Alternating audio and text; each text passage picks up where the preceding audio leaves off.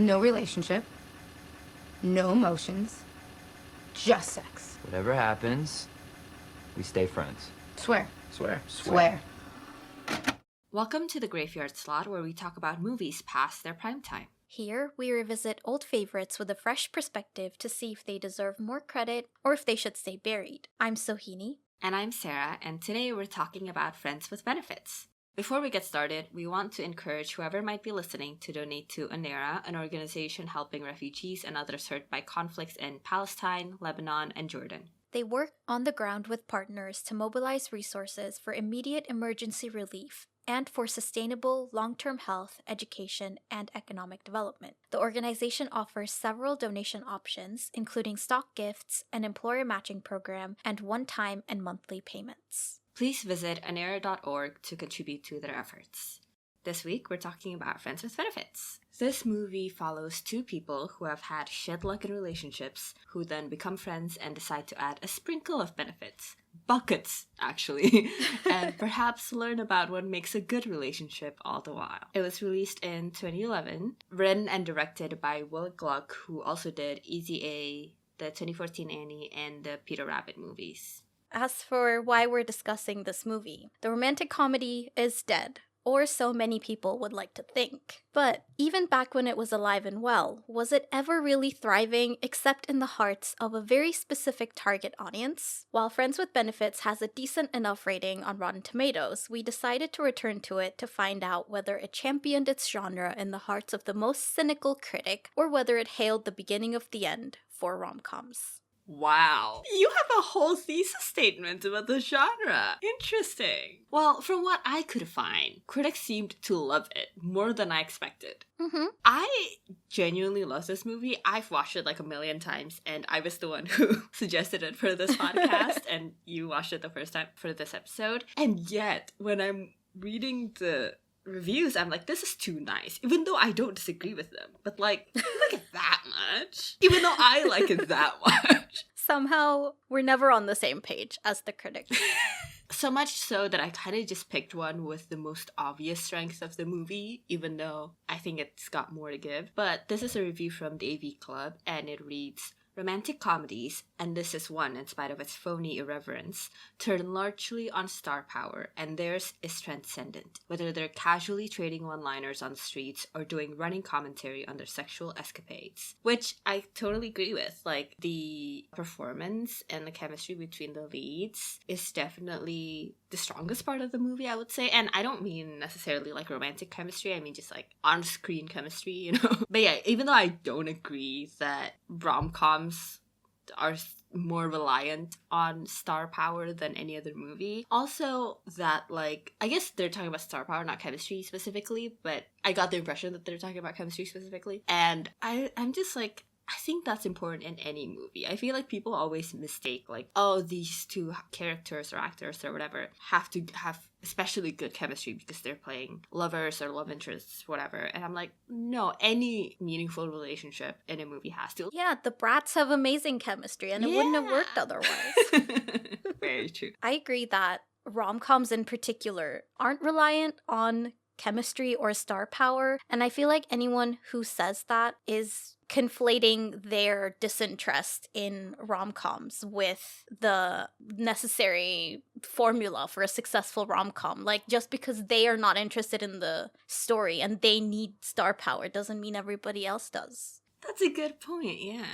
I think the review that I wanted to mention is kind of similar to yours because it also talks about the main leads. It's from NPR, and it says, Kunis and Timberlake are winningly comfortable with one another, even if the movie isn't always comfortable with itself. And this one resonated with me because I also thought that the main leads were one of the most positive aspects of the movie, but in terms of the way that it handles certain aspects like the plot beats and the emotional points, I feel like sometimes it maybe cut some corners or was skipping around in a way that undermined its impact a bit. I think I'll be able to give more specific examples as we discuss the movie, but that was just my overall impression, that it feels like a rom-com that's not comfortable being a rom-com.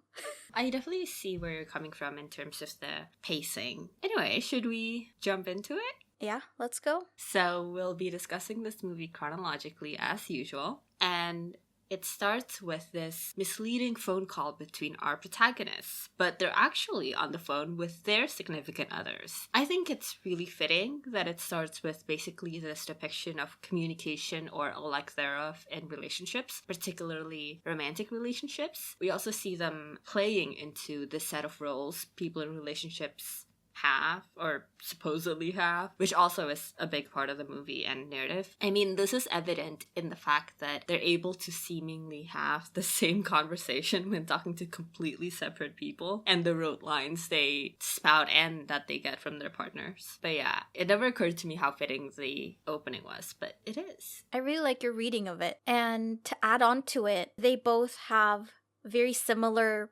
breakups with their significant others standing on the side of the street.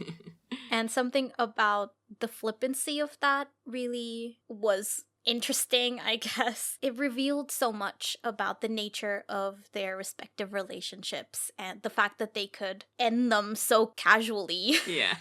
Just like in a random place. And it just reminded me of New Moon. Yeah, they should have gone to the woods.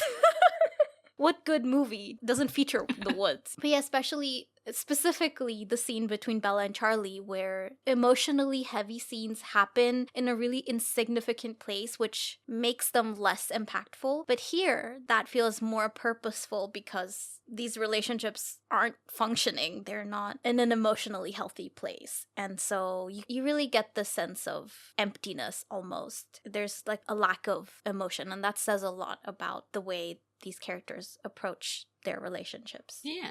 And the way I guess like a lot of people do, or like the way society expects people to get into relationships, like it's just for the sake of it or whatever. But yeah, like you said, they get broken up with and they swear off romance once and for all, or for now at least. Yeah. But hard cut to Dylan, which is the main guy, flying in to New York. And Jamie is the headhunter, and she's picking Dylan up from the airport in an effort to recruit him to work for GQ. Yeah. Sorry, I don't know whether to bring it up immediately or whether to wait, but starting from this point, the number of times they mention New York and LA, but especially New York, felt comical. Yeah. I'm sorry, where's this movie taking place again? I can't quite remember from when you mentioned it like 2.5 seconds ago. Remind me again and again and again and again. Like, come on. It is very Why? New York and LA of them. It's like, we get it. Your main character's in a rom-com. Of course you're in New York. But anyway, they meet for the first time in the scene. I really liked the pacing so far in the movie. It felt really snappy, and like a lot of things were happening once Dylan arrives and meets Jamie and they head to the interview. It's like on the verge of being too much to process, but it's very fun. Like the dialogue and everything work really well together. Yeah, I really like it too. But Dylan is very hesitant to consider the job offer, and Jamie ends up prying it out of him, the reason, and it's because he's scared of fucking up. He also hates New York. But he gets the job anyway, and Jamie gives him this news via text because it's more dramatic, which honestly really lines up with what her ex said about her wanting the romance more than the romantic partner. Like, she just loves drama.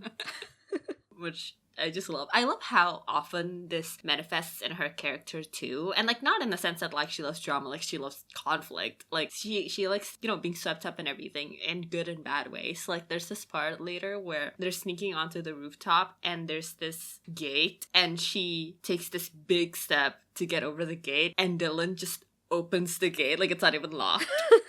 Even stuff like that where like she just loves the fuss. Like she wants to be this overtly go-getter who knows like all these tricks and, you know, has all of these aces up her sleeves, and she knows how to like navigate New York, right? Blah, blah, blah, blah. But it's like she likes, and this isn't a bad thing, but like, you know, she likes the theatrics of that. And I just like that aspect of her character. And the fact that it's like a thought out aspect of her character. It's supposed to be part of the building of her character and what informs a lot of her decisions and her desires. And I love that it pops up in so many things. Yeah, that's a great point. And when you put it that way, it seems like she and New York are a good combination, because you've got Dylan over here talking about how he'll miss open spaces, whereas Jamie is like shimmying under doors and like jumping over gates and bending over backwards to emulate that same thing. And she has the secret place at the top of a skyscraper that she calls her mountaintop that takes like a bunch of effort to get to, and you're not even allowed to be there. So yeah, that is a consistent aspect of her character, and it's fun to see how it aligns with the chosen setting for the movie. One more thing I wanted to say at this point. One thing that I was confused about here is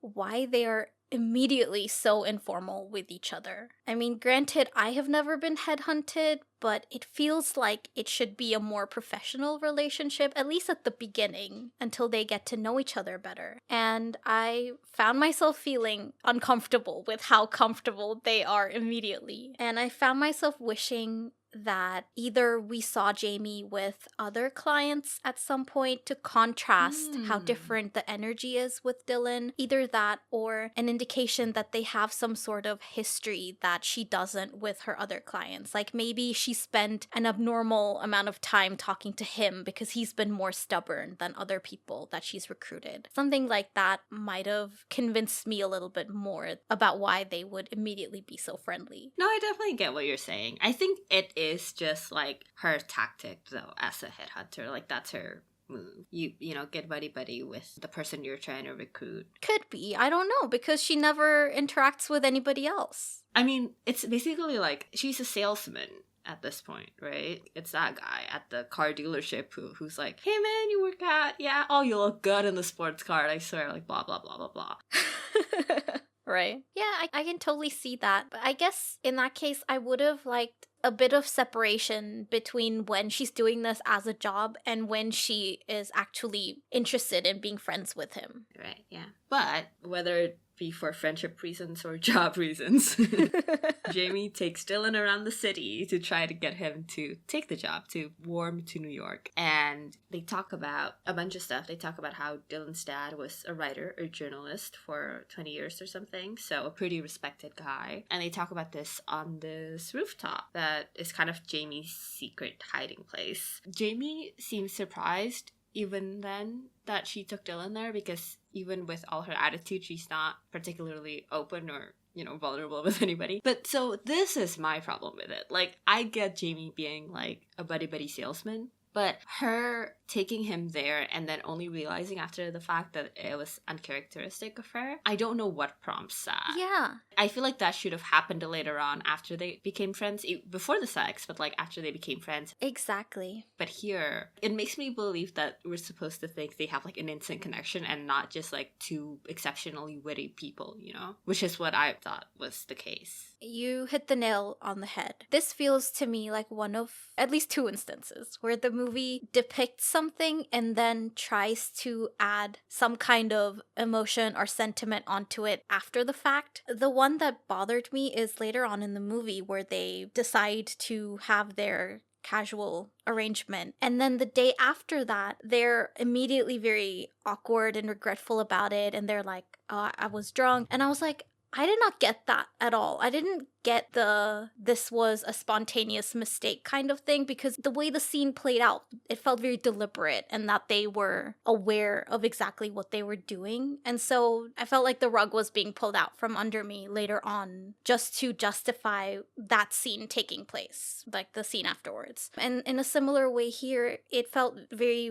weird to see Jamie very casually bring Dylan to this place that means a lot to her. And even if it did happen in this sequence, I feel like maybe it might have made more sense if she had done it as a last resort. Like, she's taking Dylan to all of these glamorous places in New York, but nothing's quite working. And then she's like, fine. You know what? You want an open space. I'll bring you to an open space, even if it's my secret space. Like, I'll do this for my job. I feel like that might have made a little bit more sense, and we could have understood the drive behind it, and there would have been more of a drive behind it rather than just an instant connection. Yeah, totally. I think with the other instance that you mentioned, I don't have the same problem with it because it feels like they were just making excuses like, oh no, it's kind of awkward now, so let's just say like, yeah, never mind.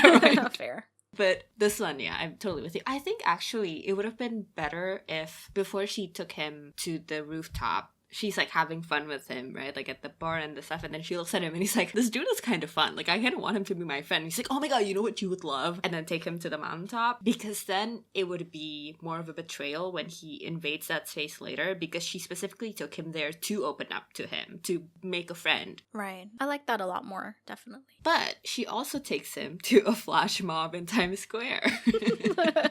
This movie is so fucking 2010s. I did not realize until I rewatched it. Because, like, I haven't really seen it in a long time. And, oh my God, it's so 2010s. From the flash mobs, to the humor, to the homophobia, to the xenophobia, to the racism, to the sexism. Like, all of the gender roles. Like, man, it took me back. Yeah, good times. But yeah, it's this flash mob. And she says, it's nice to feel like you're a part of something. Which is a nice thing to say. And while it applies to the job that she wants him to take, I think it's a really interesting and insightful take on why people and why these characters get into romantic relationships as well, or at least they did in the past, because they want the relationship. They want what people say is a good thing, what people tell them they should want, or whatever, you know. They want to be a part of something, and that's not, I mean, it's a bad reason to get her into a relationship, but that's not a bad thing. Like, not like a morally bad thing. I feel like it would have made slightly more sense if maybe Dylan was working on his own before, if he wasn't already a part of a team at his previous job, because he already is a part of something. He's got people. But no, I get the sentiment. Yeah. I mean, it is his company. He's an independent company, and the whole point is like GQ is this huge company with a whole history, and he can be like a part of it. Right. But yes, I get what you're saying as well. Yeah, I have a theory that this movie was sponsored by flash mobs because flash mobs come up way too often, even for the 2010s. Jamie even calls it something wholesome, and I feel like that's a stretch. Like dancing spontaneously in public is wholesome. I mean, that's definitely how we looked at it back then. The idea that people would come together and do something for quote-unquote no reason, or at least no monetary reason. Yeah, I guess. I'm not saying I necessarily agree. I'm saying, like, that's how people treated flash mobs back then. But, hey, it worked. For Dylan, I mean. He agrees and moves to New York. We see this short scene of Dylan moving into his new apartment and stuff. And again, there's something about the pacing that I really liked, because there's this part where he's about to take a second to take it all in, but there's really no time for him to romanticize moving to the most romanticized place in movies, because the second he tries to do so, the taxi driver yells at him, and it was just really funny, and it felt kind of like a reflection of the way the movie handles its own genre. It takes it with a grain of salt and, you know, isn't too pompous about the typical aspects of a rom-com, and that was refreshing in a way. Yeah. On Dylan's first day at work, Dylan and Jamie go to lunch, and I just love their dynamic together. I love their friendship. To me, that's what makes the movie. But, like, of course it is. That's the whole fucking point. But I just felt the need to say it. But yeah, and I don't mean, like, the actors specifically. Like, yes, they do a good job, but it's written into, like, the fabric of the story. Like, the movie doesn't land and doesn't make the point that it does without them putting in the work of these guys being really good friends, best friends, and not like them telling us they're best friends, like actually showing us that they're best friends. As weird as it was to me that she started off as a headhunter who recruited him and then they became friends, it does say something about the quality of the writing that they managed to convince us that they become really good friends. Like, they don't start off as friends and then the work is halfway done. But I guess it's even more impressive is what I'm trying to say. They talk about relationships and exes here. Then they actually become friends. There's a montage. There's a montage, yeah. have a party at her place, they mess with each other, they watch rom-coms together, at least the one, which leads to them talking about expectations in romantic and or sexual relationships. So they figure out that they want sex without the complications, quote unquote, and they decide to start a friends with benefits arrangement. And they're very blunt with each other when they're having sex, supposedly because they're not in a romantic relationship, so they're not tiptoeing around each other and worrying about hurting anyone's feelings, or, as I like to call it, actually communicating. Like, gee, I wonder why your relationship just didn't work out when this is what you don't do with a romantic partner. Like, you guys. Like, all of the stuff they're doing, it was like, yeah, you should be doing this shit in your relationships. You know, like, these are, like, such basic tenets of a working relationship, and they don't even know how to do that because they can only do it when they're not in a relationship. Like, they've made up these rules that aren't real and detrimental to actual relationships, and it's not them, it's the people around them, right? It's society. Like, it's these stupid gender roles that we see in the opening scene with the phone calls, and that's why they can even have the same conversation while talking to other people, because they're supposed to play into these roles, and there's things as a woman or as a man that you're not supposed to say to your partner, and it's like stupid, and that's what had been tanking all of their past relationships, among other things, but definitely a main part of it. But yeah, it was just so funny to me that because they're friends, they could communicate. Yeah. And there's this aspect of, again, fueled by certain expectations of society, I'm sure, of maintaining this image of yourself that prevents you from honestly communicating what you're feeling or what you're thinking or what you want in a relationship. Like, there's a direct contrast between the way that Jamie acts around Dylan regarding her body and the way that she feels about it, and the way that she acts around this other guy that she ends up dating for a while, because with the guy that she's actually in a relationship with, it's a lot more hidden and a lot more, you know, she can't just be upfront about her feelings about anything. Yeah.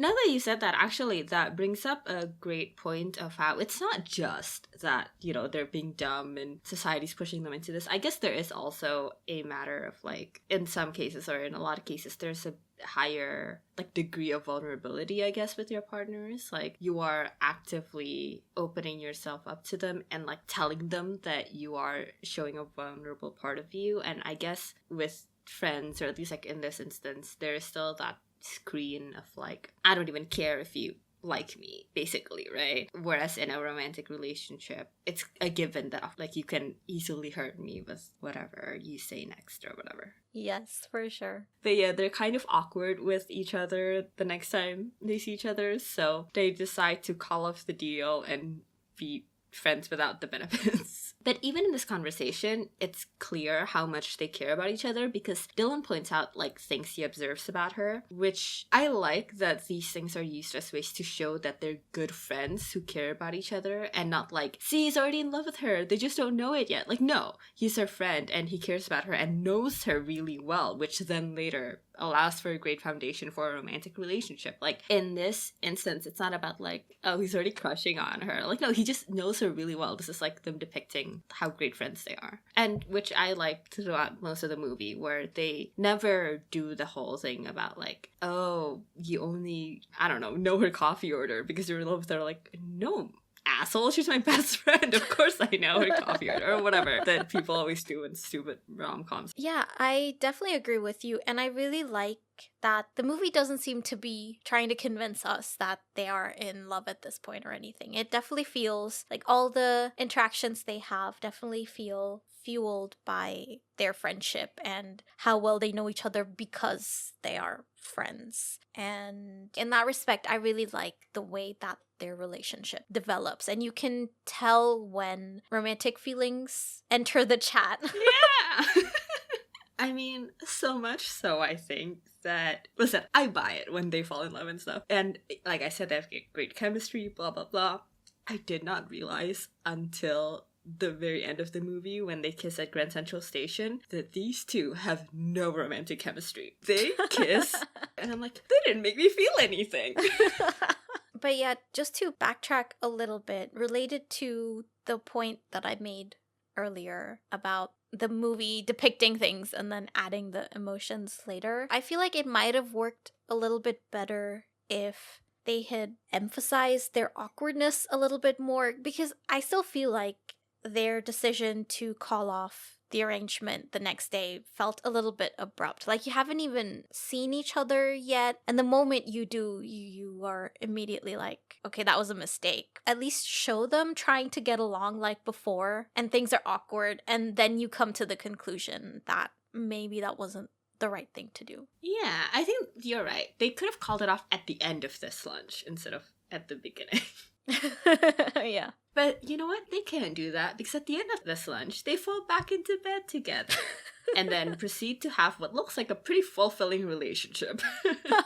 Yeah. But yeah, they have this arrangement and it goes on for a long while until Jamie's mom shows up and she's very chaotic and paints a picture of Jamie's life growing up. But basically, the mom reminds Jamie or asks her about the fact that she's always been a relationship person and this whole thing with Dylan is out of character for her, which later leads to her deciding she wants to date again and ending the arrangement with Dylan, which was very, realistic and mature of her. I like that, unlike some of the other plot points we've talked about here, we see a very clear motivation for Jamie taking that decision. And it says a lot about her as a character and also her background and her relationship with her mom. And so later on, when she and her mom are talking again and her mom mentions how Jamie is basically living her life trying to avoid doing everything her mom did, it felt very like, yeah, that makes a lot of sense. It didn't feel like they're trying to shove in her background there or anything. It feels very consistent throughout the movie. Yeah, we definitely learn bits and pieces about her background and everything throughout the movie. Similarly to Jamie, Dylan also has a reason why he agrees to break off the arrangement, and that's because he and his friend Tommy from GQ have a conversation about relationships where they talk about how there's no such thing as sleeping with someone without emotions. But the point that I wanted to make is not related to that. It's related to Tommy as a character, because it was at this point that I think I realized that there is not one conversation in which Tommy doesn't bring up sex, his sexuality, or something to do with being gay. Every single scene he's in, he will talk about one of these three things. And he is the epitome of this bigger issue that I have. Well, I mean, to be fair, no. It was an issue that I would have had we not seen Dylan's family, because I feel like those characters are a lot more developed. But what I'm saying is, they didn't do as good a job with his characterization as they did with the other characters. I agree. Also, they mention fonts in this conversation, and Dylan calls it Times Roman. What is Times Roman? It is Times New Roman. Give the font some respect. It is a go-to for schools. I was just like, huh. Dylan just doesn't know his fonts. I don't know how he got this job. Just through flash mobs. That's all he can do. Yeah. He uses the flash mob as a font, remember? For that one ad. Yeah, I mean, that's what we didn't see in his interview, is that he used flash mobs to convince them to give him the job. It was all a front. He wanted it all along. Well, it might not be the case for you, but it is the case for me. I do think Tommy's character is the epitome of everything wrong with this movie. I mean, yes, I'm not contesting that at all. I think at this point in the movie, when I hadn't seen the rest of it, I was thinking the side characters are awful. Right. There was this point at the beginning when they were both venting to their friends or whatever, and they were like these nameless, dialogueless people of color, and I was like, come on now. We can do better than that. And so on top of that, we have the homophobia and like the stereotypical depiction of a gay character. And so I was like, the side characters are awful. But then we meet Dylan's family, who are of course all white. So of course they have better backstories and better personalities. That's a great point.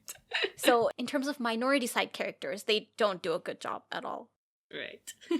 That too. I was thinking more like the other stuff that was very omitted. Like, it's all baked into like the jokes and the dialogue, and it's like stuff that I would hear from like real people in real life. You know what I'm saying? Like, yeah, it was just so funny to realize how of its time this movie was. But yeah, I'm surprised that you say this is the reason Dylan calls off the arrangement, because I didn't realize that. I just thought he just said yes when Jamie said, let's stop. That's what I thought too, but upon a rewatch, it seemed like he was contemplating something by the end of his conversation with Tommy. And so when Jamie brings it up, he's like, yeah, maybe it is for the best. Maybe this arrangement isn't the best way to go forward. So that's just what it seemed like to me.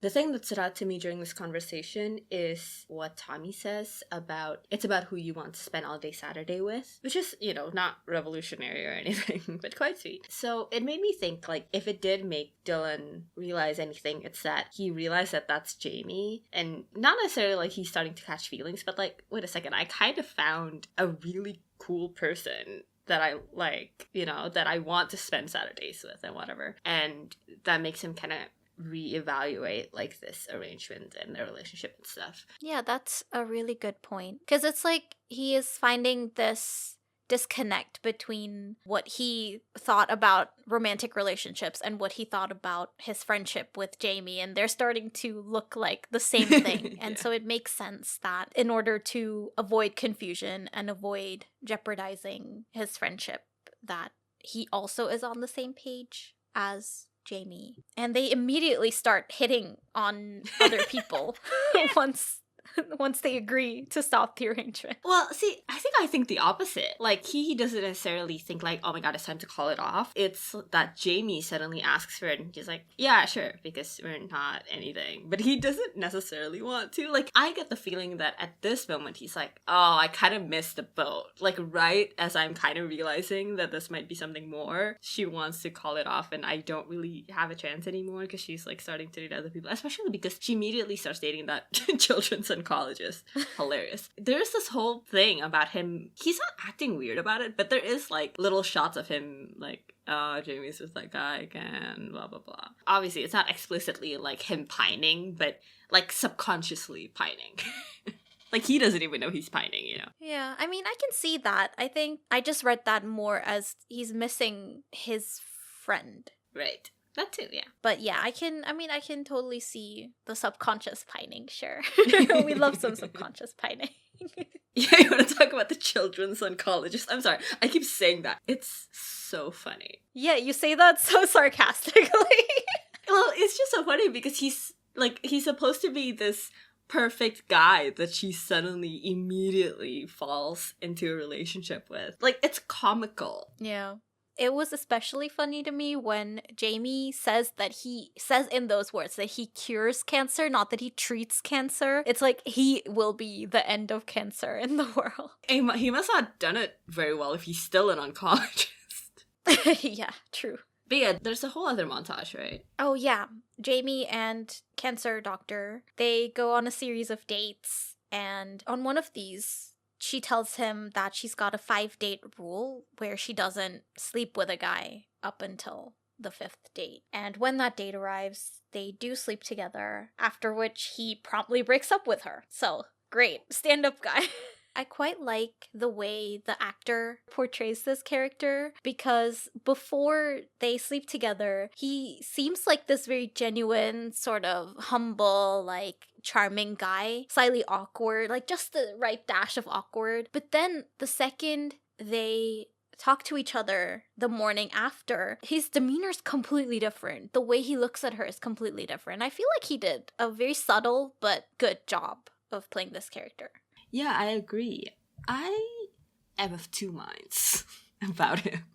My first thing was like, I don't think I get this kind of guy. Like, there's always that guy in movies or real life or whatever that's like, oh yeah, they're just trying to sleep with you and they'll, you know, go into a whole relationship just to sleep with you and then like stop, like leave or whatever. And I'm like, that seems like too much effort, don't you think? I'm like, I won't do a whole dinner with somebody unless I know I really want to try.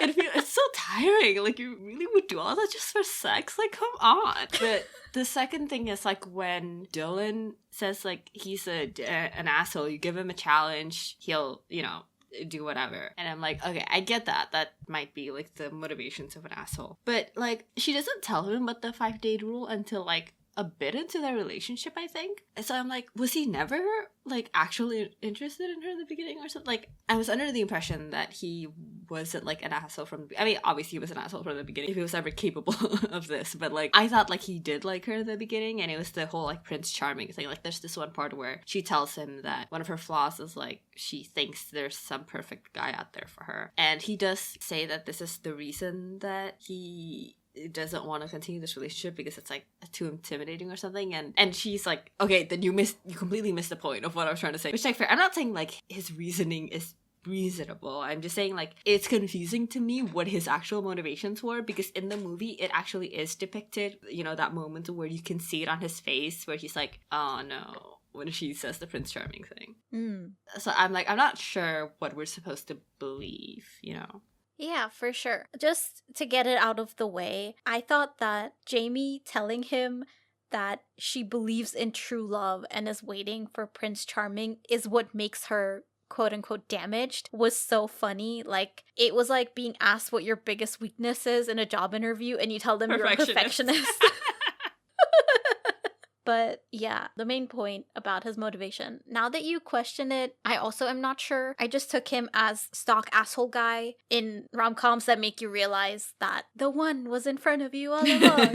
So I didn't think too much into it. But yeah, for sure, I don't know what his purpose was. And maybe it's supposed to be a signal of Jamie falling back into the same patterns as before, because like her previous breakup, this one also happens on the side of the street. And so she's back to square one. She's back where she started, and it's like a signal that, hey, maybe start doing something differently. You have a much healthier relationship going on in your friendship, so maybe that's what your current relationships are missing. But that being said, I'm not blaming her at all. I think what I'm trying to say is that would have been more interesting if that were the case, if maybe the doctor guy wasn't an asshole, but they just fall into the same traps of these societal mandated relationships where they can't be open and honest with each other about anything. I think that might have been more interesting than just Dr. Guy wanting to sleep with her and then abandon her. Yeah, you're right. That's such a good point. Especially because she did the 5-date rule thing. Like, they are playing into these, like, roles and, like, doing these cliched things. And, like, yeah, again, not that I'm blaming her, but it's an interesting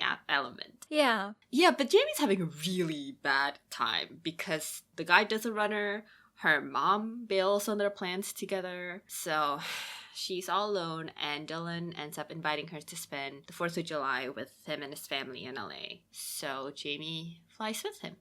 Yeah. There was this shot of Jamie's mom leaving her a note on her electricity bill, which I really liked, because bills are like the epitome of adult life and being independent and having grown-up responsibilities. And her mom scribbling on it kind of feels like a child scribbling on important documents without caring what they are. And it emphasizes that Jamie's the mature one in this relationship. And I feel like it also shows how alone she is. Like, she's the one dealing with the grown-up important stuff. She's the one working to keep her life together, whereas her mom just flits off in and out of her life whenever she feels like it. Loved that depiction as well. Very fitting. That Jamie meets Dylan's family in, like, the most beautiful house ever.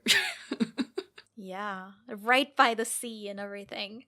And she meets Jamie's dad, who she finds out on the spot has Alzheimer's, which Dylan didn't tell her anything about. And honestly, I feel so blindsided on her behalf because she went into it having a completely different conversation with his dad compared to what it would have been if she had known. And I felt so bad for her because it's such a huge thing to just find out. And I mean, there is a reason why, so I understand why Dylan wasn't willing to talk about it. And I like that they address it later on, that he hasn't been opening up to her about his family life. But just in that scene, I was like, oh my god.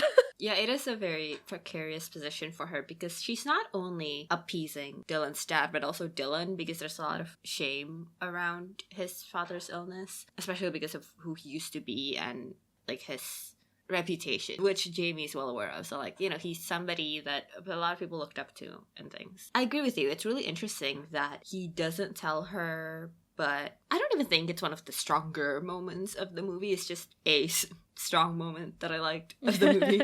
That this like tells us so many things about Dylan that he doesn't tell her, and he does tell her, like by bringing her there, like the fact that he even brought her to meet his dad in his state. Like this is his way of telling her, but he's the kind of person who can't tell her that. It's kind of like the whole like doing and not telling, not a storytelling thing. I mean like as a person where you show your care and feelings by like doing things instead of like talking about it, not even as a good thing, as like a flaw that he can't talk about his feelings. But I don't know, it just felt like a very human thing and a very complex thing and a very real thing for his character to have done. It's like an extension of the way they've been physically so vulnerable with each other, but whereas in their real relationships, the stuff that they can't talk about is physical and it's easy in their friendship. Here, it's the emotional things that he is less able to verbalize, and so it is more personal in a way that he just brings her and shows her. And the scene right after this, they go on the beach and hang out, and while I was watching, I was thinking about how weird it is, and it felt like there was something missing. Like they don't address it at all, but then it comes back. Like that is purposeful, and it comes back in a later scene where Jamie basically confronts him and asks him to be more honest with her. I mean, for one, they don't talk about stuff, but also like it's just like an understanding. Like I think Jamie understands right off the bat that this is difficult for Dylan to talk about, and this is like his way of showing me, and I just think like it was a choice instead of a lack of a choice, like on the writing part and on Jamie's part and stuff. But yeah, Jamie gets to know his family and his sister. And there's this moment where the sister kind of sees the way Dylan looks at Jamie and is like, I see you.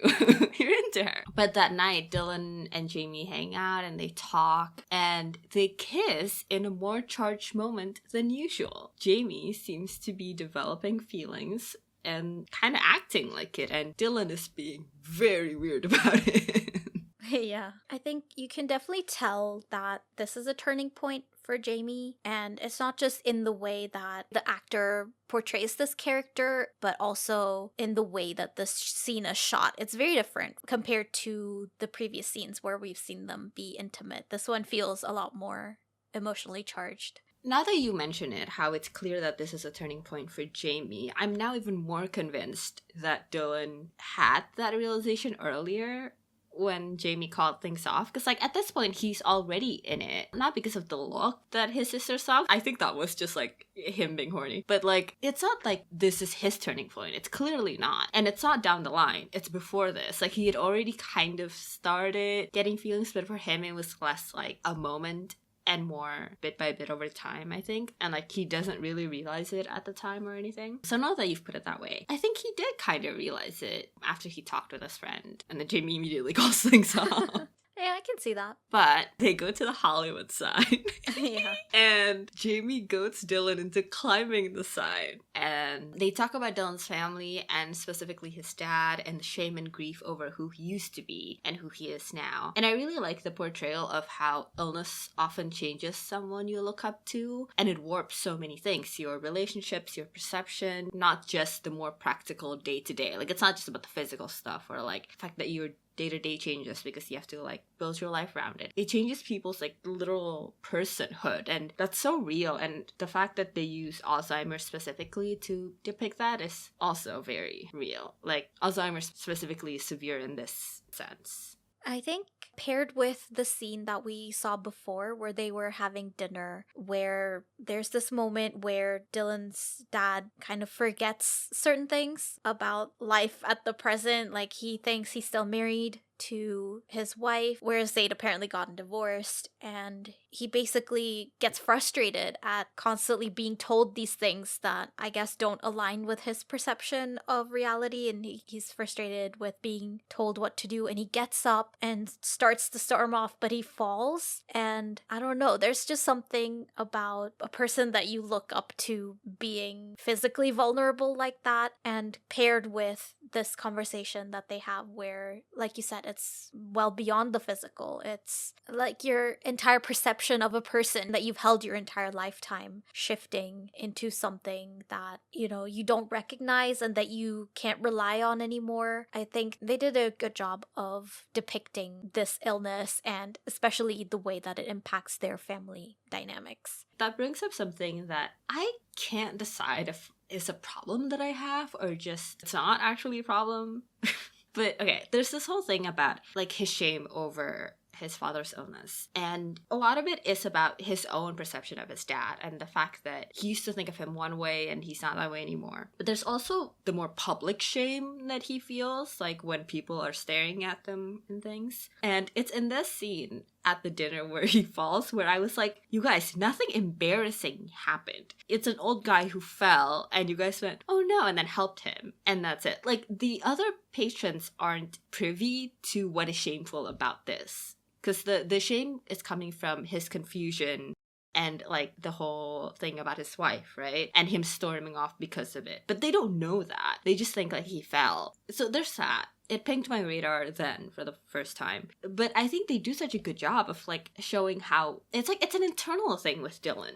You know, which is true with like the loved ones of people with Alzheimer's. It's present there within their circle. There is shame around it at their table because the people there know what's happening and that's what's shameful about it and not like the public perception. And so it's confusing to me that they kind of conflate the two because there's the whole thing about him being inappropriate in public as well. And I'm not saying like the public thing can't be a thing. I'm saying like I feel like at some points the movie conflates the two instead of depicting them both as things that Dylan and his family is dealing with, which I think would be the case and should be the case and is the case to some extent. But like Dylan at the end standing up to, I guess, his own shame and being like, no, I will join you at this table without my pants. It's like kind of not the point. It's not about him being not embarrassed of his father in public. It's about him not being embarrassed of his father and his illness within the context of knowing who his father used to be. Like he's ashamed of his father's state in front of Jamie because Jamie knows who his father is and respects him. But he wouldn't feel that shame with random people unless it's like something more outwardly inappropriate, like what happens later. But like in this scene especially, I think that's like the biggest example of this confusion on the movie's part. I think they should both exist. I just don't think they should be conflated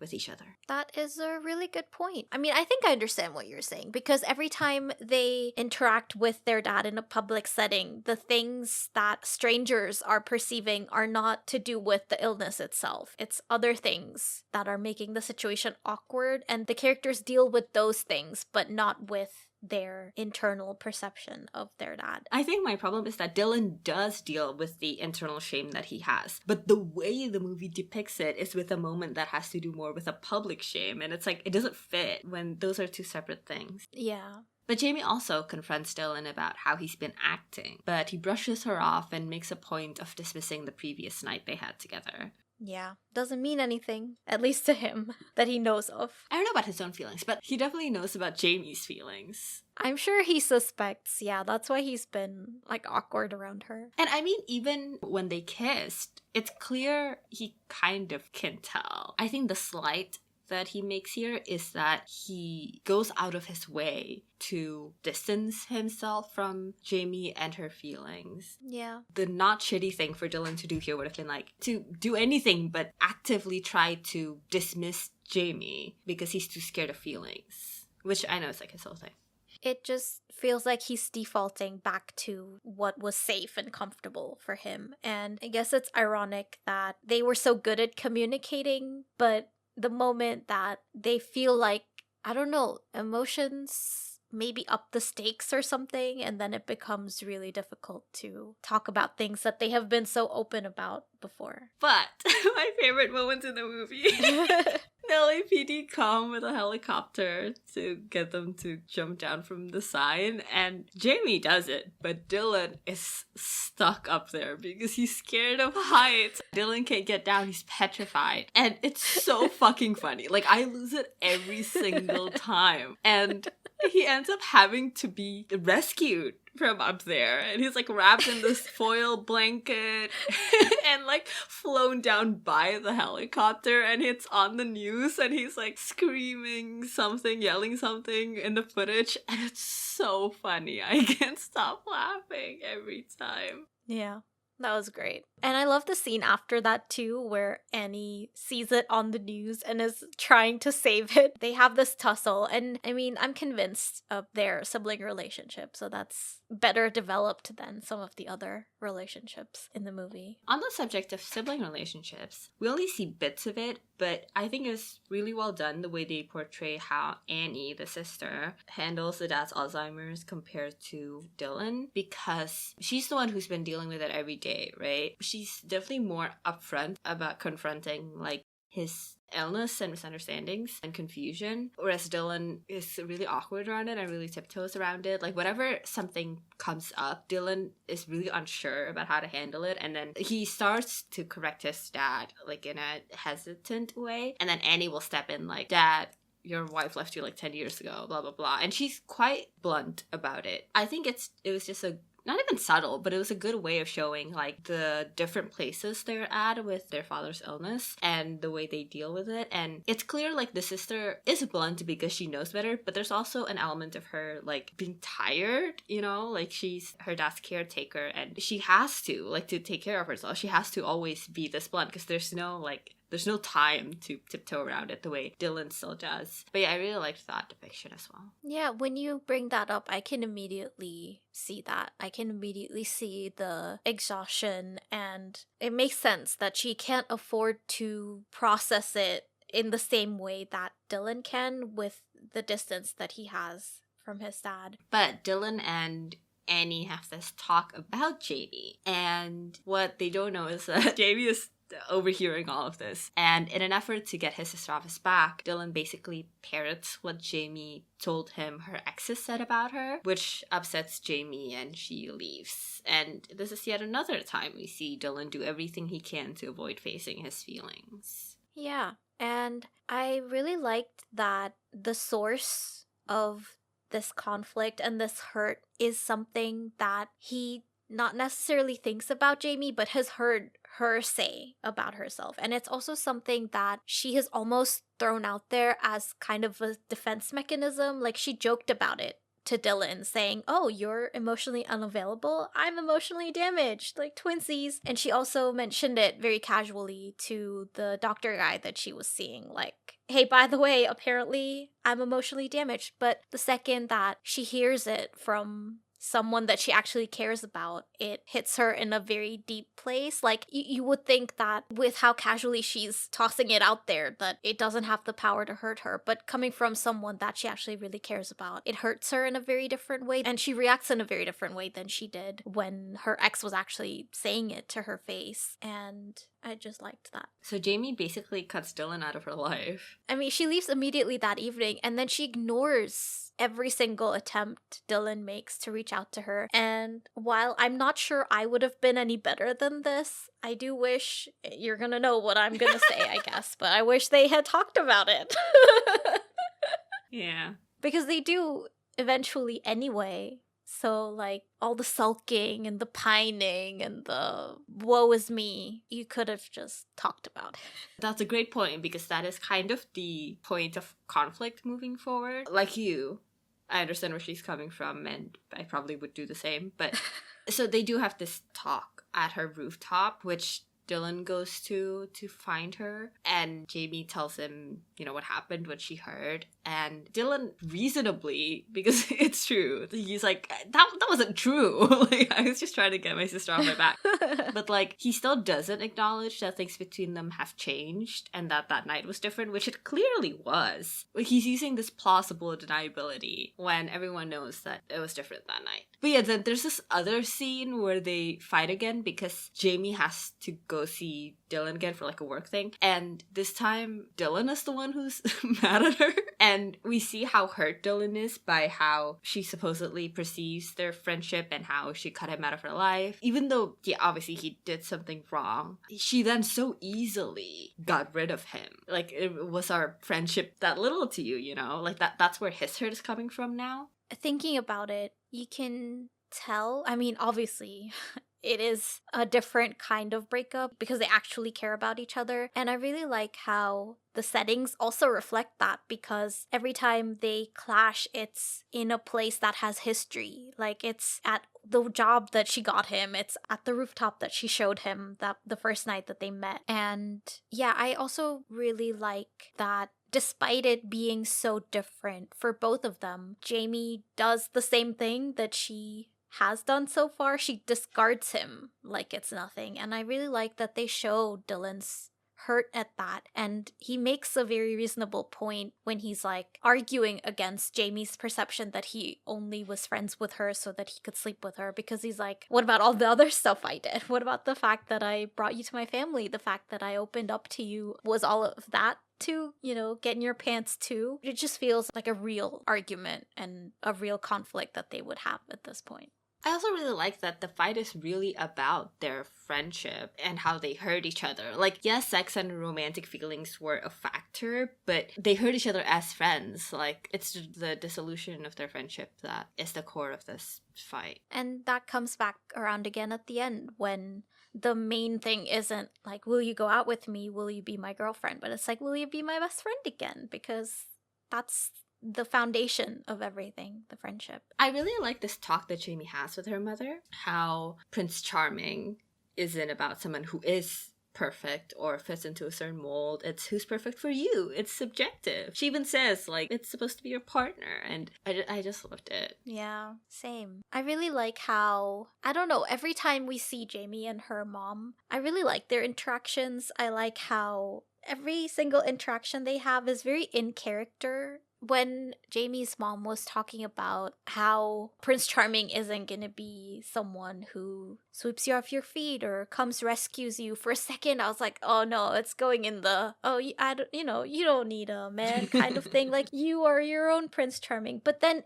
I love the direction that it took, because the way that she gives her advice and the advice that she gives is so in character. And I love the part where she says to her daughter that you're my Prince Charming. And I think that really captures the core of the movie, because as we were just saying, it's not, the romantic love is not the point of it. It's the friendships, the meaningful relationships that you build. And, you know, Prince Charming doesn't have to be like the way society describes it to you, or the way that, you know, you see typically in life. Prince Charming should be what you need, like tailored to your needs and your wants. And I really like that it comes from Jamie's mom, because it feels like that's who she needs to hear it from. It feels like it would be healing to her to hear it from her mom, because she's been trying to avoid using her mom as a blueprint for her life. Yeah. And I mean, it's not even about like making it not about the romantic love or whatever. It's about the fact that this is true for any relationship. And I love the fact that the movie knows that any romantic relationship would have to come from a really great friendship. And the movie is just depicts that so well. Yeah.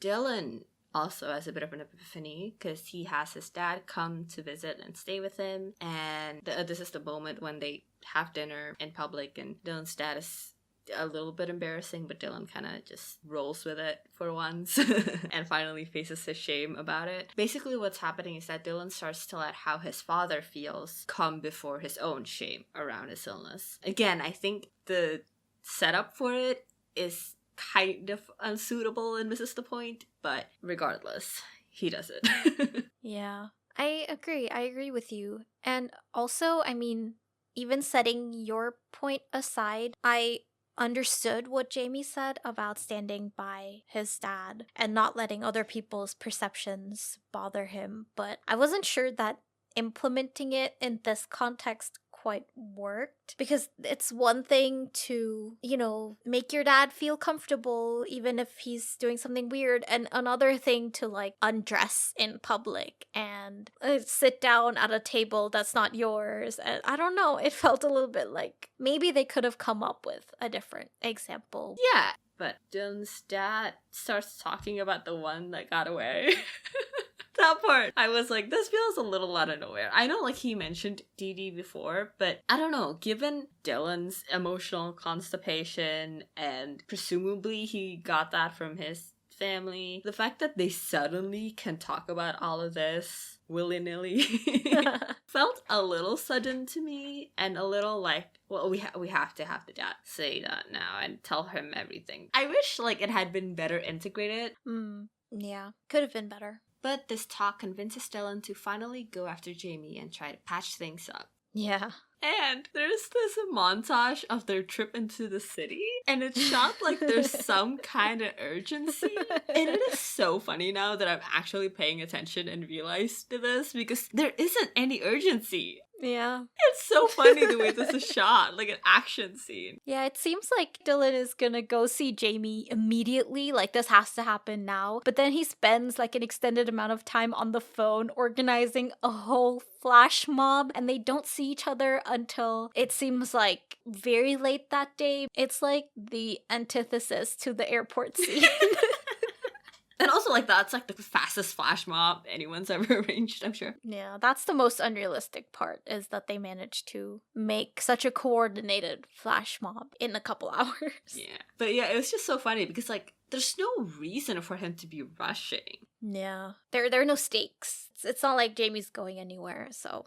yeah. So you have to do it for it to be a rom-com. Like, that's what rom-coms do. They have a limited time thing at the end. So, except they didn't, like, actually have stakes, like I said. It's so ridiculous that it's a borderline joke. Actually, speaking of jokes, there's been this running mention, I don't know, this repeated mention of the work that Dylan does. And it's like he's continuously having to decide between actual news pieces and these, like, clickbaity articles. And him, continuously compromising his journalistic integrity is played off as a joke, but I felt like it was very underbaked. I feel like the movie was trying to say something, but didn't actually say anything. Right, yeah. But yeah, Dylan goes to Grand Central Station, where he's organized the flash mob, and Jamie also ends up there. Yeah, Jamie's also there because her mom lures her there. Yeah. And Dylan has arranged a flash mob for her, and I do really like that his grand gesture isn't about it being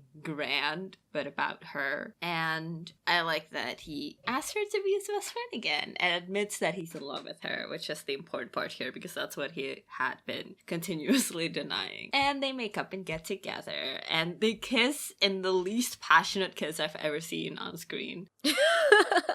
Honestly, I don't have any thoughts, because I think by this point I had checked out a little bit. Me too! I always forget the end of the movie. So, in absurd conclusion, I think this movie was sponsored by flash mobs to make flash mobs look good. That's my takeaway. yeah, my absurd conclusion is that they made this movie specifically as a time capsule. They will be studying this movie in centuries to come about what it was like to live in 2011. So, now that we've discussed this movie in excruciating detail, have your opinions changed? Would you recommend this movie? You tell us your thoughts first. Have my opinions changed? The thing is, I loved this movie so much, and my opinions have changed in that I think I just like it in a different way than I did when I was younger. Like, I think because the jokes were like, ooh, that's not cool. Yeah. Yeah, it was just like a very different experience. I think I'm also very caught up in the whole, wow, I'm back in 2011 of it all. But very impressive that this movie got me to watch a movie with Justin Timberlake in it. That is near impossible. But I do recommend the movie. It's so fun. It's funny. It's well written. It actually puts in the work of building a relationship. Like, I feel like this is always a complaint that I have in lots of movies, but also in movies that we discuss on this podcast, how oftentimes the relationships that we get are not relationships. Like, we never get to see what the relationship is like. Whereas here, we do get to see it. and it's such a good relationship. It was just so fun to watch and funny and good, and I love it. I love it. I definitely recommend this movie. I think maybe I pinpointed what my problem is with the movie, because I started out with this whole question about whether this movie can revive or champion the genre for critics, or whether it was signaling the end of rom-coms. And I think my issue is that I don't like it as a rom-com. But I don't know if it's a personal thing, like a personal preference for the kinds of stories that I enjoy in rom-coms, or whether it's the movie not doing enough to convince me. There was one review that stood out to me from New York Magazine that said, "Fast-paced and fabulously fake, Friends with Benefits is the Red Bull of romantic comedies, unapologetically delivering a hyperactive, synthetic buzz." And in this review, the fake aspect, whatever it might mean, seems to be a positive one, whereas I think I did see some other reviews that were conveying the same sentiment but as a negative, like it feels emotionally fake or it feels not real. I don't know how else to phrase it. And I think it's this aspect, this texture of the movie that I don't know where it's coming from, whether it's the dialogue or the pacing or the characterization, that I think ends up being a sort of negative to me when it comes to looking at this movie as a rom-com. So like when I look at the separate parts of it, the characters' relationships, especially the depiction of their friendship, it's really interesting and I think it's pretty well done, but it just doesn't hit the emotional notes that I would want it to as a rom-com. So I think my personal conclusion is that it's not a champion of its genre. I don't think it does well within the framework of the genre. It's not necessarily the death of the rom-com. I think there are worse rom-coms, but ultimately I don't think I would recommend it as a rom-com. It's still a fun time, but if you're looking for good rom-com, there are better ones out there. That's a good point, because I totally agree with you, and we didn't really talk about it in the discussion, even though we started with it. But I never even thought about this movie as a rom-com. It didn't even occur to me that it was a rom-com. Interesting. I've been like talking about this whole thing and you're like, I did not even know that that's what we were talking about. Yeah. I always just thought of it as a comedy, I guess. Yeah. But like, this is a rom-com only on a technicality, you know? To me, it's a comedy and it can qualify as a rom-com, but it's not like a genre rom-com, which again, that's not really how you talk about movies, but you know how like you talk about romance books, but like they're genre romance books. Yeah. But I agree with you. It doesn't hit as a rom-com. But yeah, that's my take. As a comedy though, it is a fun time. So I'll give it that. All right. That's all for our episode on Friends with Benefits. If you have any suggestions for movies we should discuss on the podcast, send them in at graveyard_slot on Instagram, the Graveyard Slot Podcast on Tumblr, or email us at thegraveyardslot@gmail.com. If you enjoyed this episode, please rate and review. Thank you for listening, and we'll see you on the next episode of The Graveyard Slot.